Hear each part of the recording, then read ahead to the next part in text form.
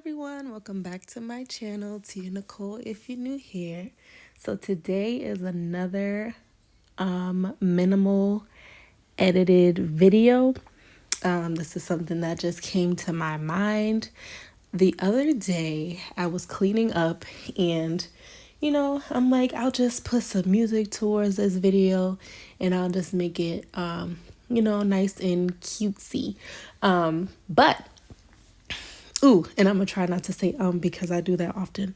But I just feel like I should just let my ideas and my thoughts flow. Now, this video is a random one. It has bits and pieces of my house just being completely dirty at random and me cleaning it. And then it also has bits and pieces from my son's 6th birthday. Like, this is crazy. My child is 6, y'all. And I've recorded every single birthday up until this one. He decided he wanted to, he decided he wanted to have a boys' night. So that consisted of 8 of his closest friends and cousins to come over and just spend time. He was like, I just want them to come over with their tablets and just have a good time. And maybe I can put on some music and they can dance and I'll play my drums. Like kids just have the best imagination. So I was like, that's fine. It's very minimal. So we had pizza and we had ice cream and cupcakes and different snacks that they could have. I had some sorry decorations, but they enjoyed it. They had balloons that they was passing around and popping and just having a really good time. A lot of his cousins and friends' parents stayed, so we didn't have to, entertain 8 boys on their own. Now, his original plan was for us to have them stay the night, but most parents aren't comfortable with that. And also, they also had things to do the next day, which is fine because although I love children, it comes to a point where you're just like, other people's kids are other people's kids, and my kid is my kid, and that's that. But other than just thinking about taking care of 8 children alone, we had a great time. We had a really good time, and he was so happy, and his cousin and his god brother and sister ended up staying the night. So not all 8, but 2 out of the 8, because the god sister was just an addition. But anyway, I'm just rambling at this point. I want to know how you guys are doing. How you guys feeling? How's life? Like, I feel like the day's just been going by so quick. And, we have a little routine now that Caleb is back in school, which is great because, during the summer, he really enjoyed himself. And he got to stay up late. He got to wake up late. He got to really enjoy himself playing Roblox with his cousins. They call the Blox Fruits crew, the best Blox Fruits crew. And they be like, join me, bro. I think I'll make some merch saying that.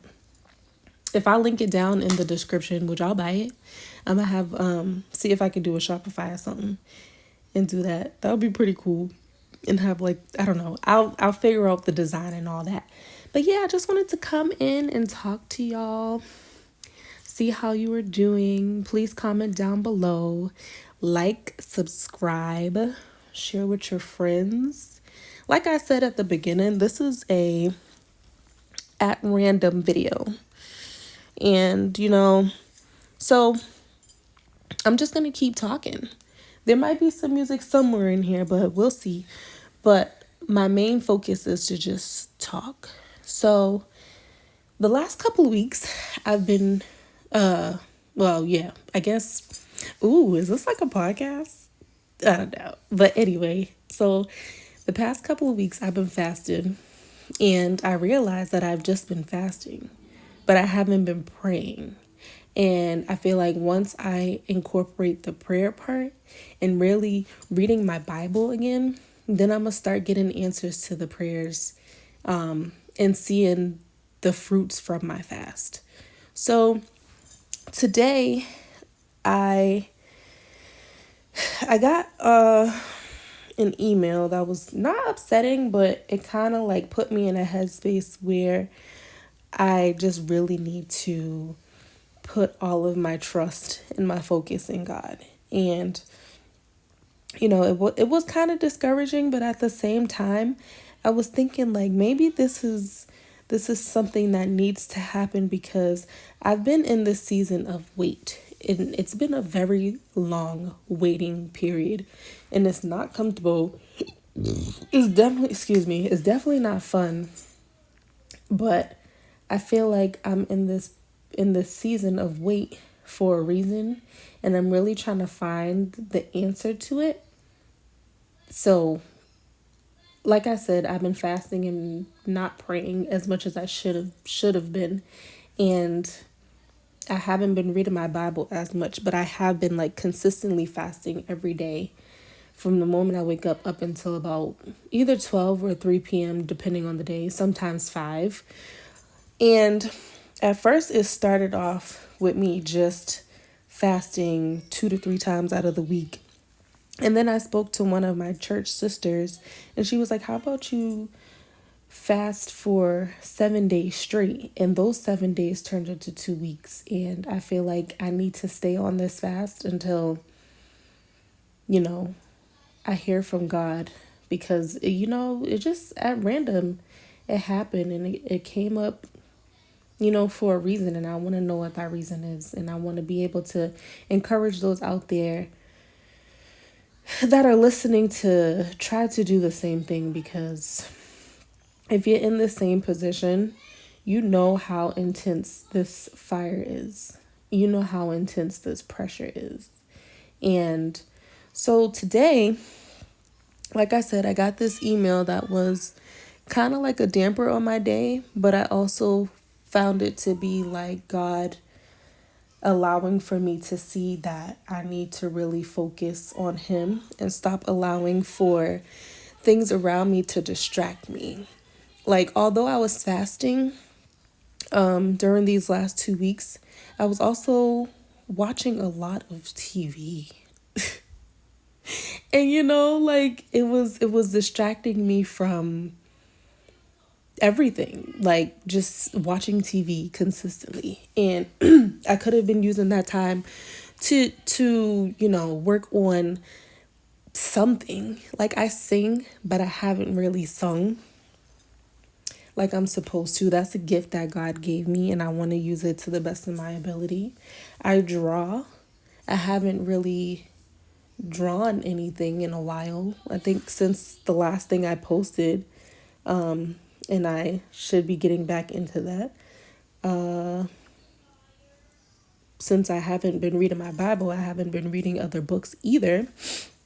So I want to so it's like these different things that I should be doing with my time. I was filling it with watching TV, and that's not the way to go, because like if I really want to hear from God, then I have to really focus, and I have to really pay attention to what it is that He wants to tell me.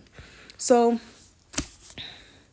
I was feeling a little discouraged, and then I came across this podcast, and the lady was pretty much saying like, you have to ask God to help you pray for your enemies as if they are your brothers and sisters, like your physical, like blood brother and sister. And that way, He will deliver you from, the negative thoughts that you have towards them, and He will allow for you to forgive them for the wrong that they have done towards you. And that really resonated with me, because there have been a couple of situations that has happened within the last year that has really got me feeling some type of way towards certain people. And I don't want to no longer feel that way, because it's like I'm a very happy person, and I love people. I love children. And for me to come across a few individuals that don't necessarily sit right in my spirit, I want God to allow me to see Him through them.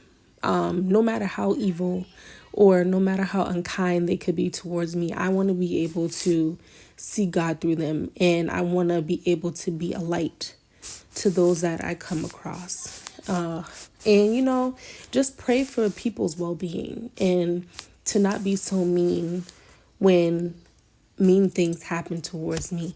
And, I realized that God has been really working on me and my anger and, my quick temper and the snippiness of my mouth. Because the other day when I was driving, I came down my street and there was this car that was in front of me, and he had like stopped off on the side of the road, and I wasn't sure like what he was doing because he kept inching forward, but he would like stop at the same time. So he put his hand out and he waved me off like, hurry up, you need to go, B, get out the way, B.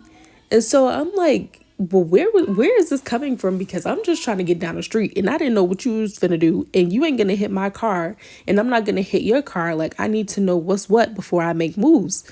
So then I finally went around him and I parked my car, and I kind of parked it kind of aggressive because I was going to get out and I was going to, let him have it.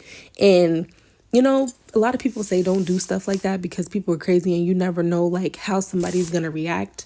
But at the same time, I felt disrespected because you're going to call me out my name, although you don't know me. But like at the same time, I was just trying to be, cautious for both of us because there was no reason for there to be an accident. And, God forbid he was to just zoom off and then my car is there. We would have been in an accident unnecessarily. So I parked my car kind of aggressively and I pulled over, got out, or I was about to get out, and he pulled up next to me.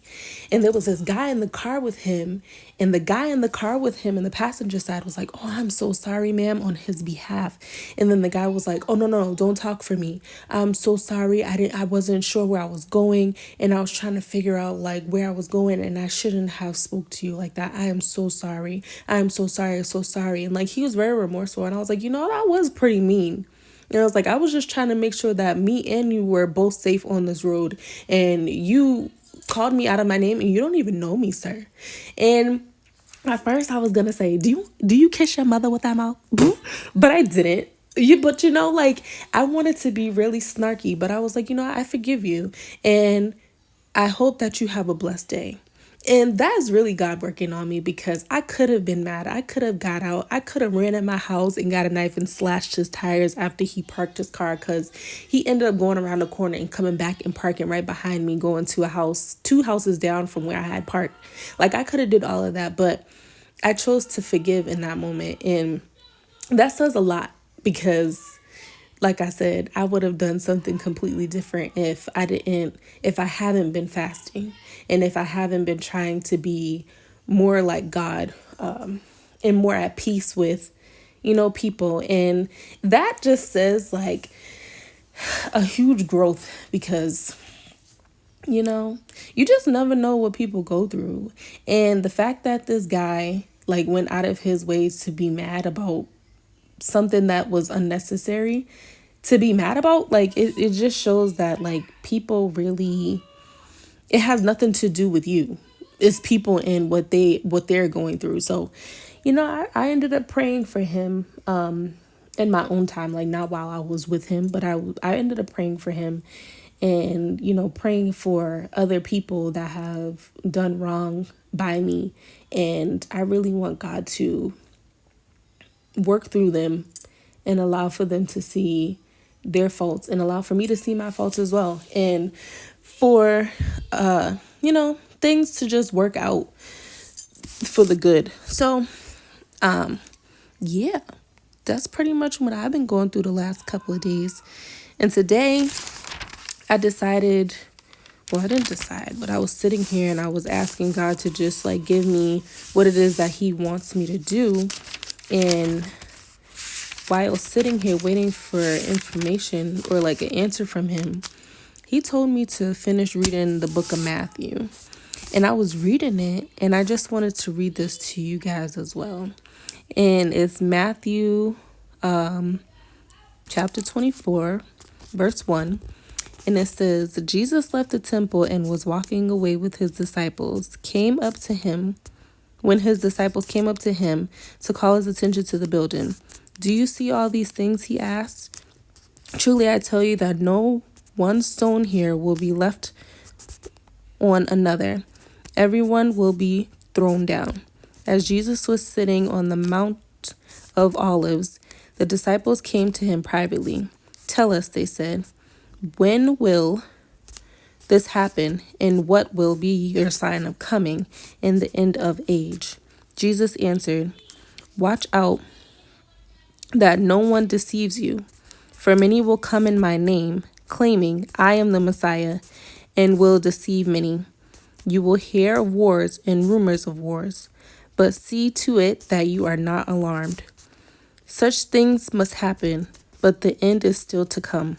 Nations will rise against nations, and kingdoms against kingdom. There will be famines and earthquakes in various places.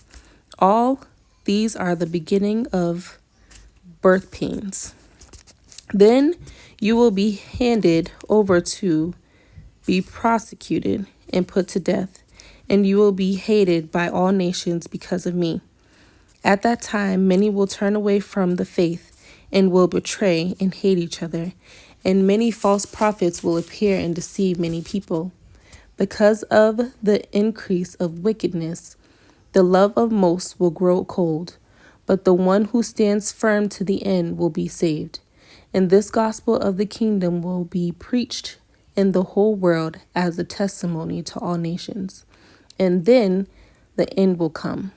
So when you see standing in the holy place the abomination that causes desolation, spoken of through the prophet Daniel, let the reader understand. Then let those who are in Judea flee to the mountains. Let no one on the housetop go down to take anything out of the house. Let no one in the field go back to get their cloak.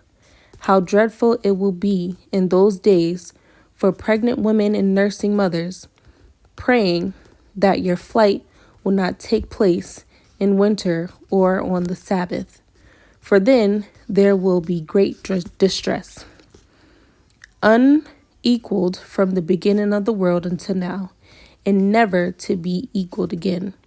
If those days had not been cut short, no one would survive. But for the sake of the elect, those days will be shortened. At that time, if anyone says to you, 'Look, here is the Messiah,' or 'There he is,' do not believe it, for false messiahs and false prophets will appear and perform great signs and wonders to deceive, if possible, even the elect. See, I have told you ahead of time. So if anyone tells you, 'There he is, out in the wilderness,' do not go out. Or, 'Here he is, in the inner rooms,' do not believe it. For as lightning that comes from the east is visible, even in the west, so will be the coming of the Son of Man. Wherever there is a carcass, there are vultures. There the vultures will gather. Immediately after the distress of those days, the sun will be darkened, and the moon will not give its light. The stars will fall from the sky, and the heavenly bodies will be shaken. Then will appear the sign of the Son of Man in heaven, and then all the peoples of the earth, will mourn when they see the Son of Man coming on the cloud of heaven, with power and great glory. And he will send his angels out with a loud trumpet call, and they will gather his elect from the four winds, from one end of the heavens to the other. Now learn this lesson from the fig tree. As soon as its twigs get tender and its leaves come out, you know that summer is near. Even so, when you see all these things, you know that it is near, right at the door.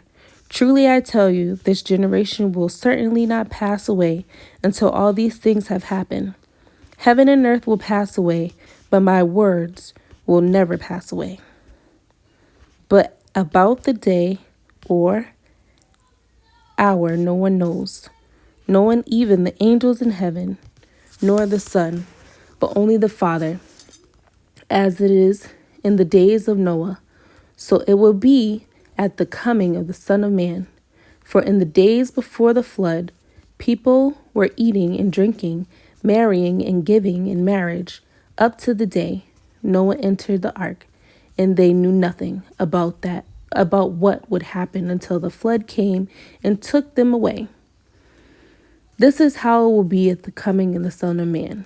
2 men will be in the field, one will be taken and the other will be left. 2 women will be grinding with the handmill, one will be taken and the other left. Therefore keep watch, and because you do not know on what day your Lord will come. But understand this, if the owner of the house had known at what time of night the thief was coming, he would have kept watch and would have not let his house be broken into. So you also must be ready, because the Son of Man will come at an hour when you do not expect it. Who then is the faithful and wise servant whom the master has put in charge of the servant in his household to give them their food at the proper time? It will be good for that servant whose master finds him doing so when he returns. Truly I tell you, he will put him in charge of all of his possessions. But suppose that servant is wicked and says to himself, my master is staying away a long time, and he then begins to beat his fellow servants and to eat and drink with drunkards. The master of the servant will come on a day when he does not expect him, and at an hour he is not aware of. He will cut him to pieces and assign him a place with the hypocrites, where there will be weeping and gnashing of teeth. Y'all, get your house in order. A while ago, I was reading about the Bible or hearing different things, about God coming back, and I would be scared. Now I don't have the spirit of fear, and I just want everybody to get it right with God. Like, no matter where you are, it's not too late. You still have time. Find a way to repent for all your sins, and he will surely see you through. I really hope that you guys enjoyed this video. It's something different, and I've never done anything like this before, but please like, comment, and subscribe. Turn on your post notifications for more videos that I post in the future, and I will definitely see you in my next one. Bye, everyone.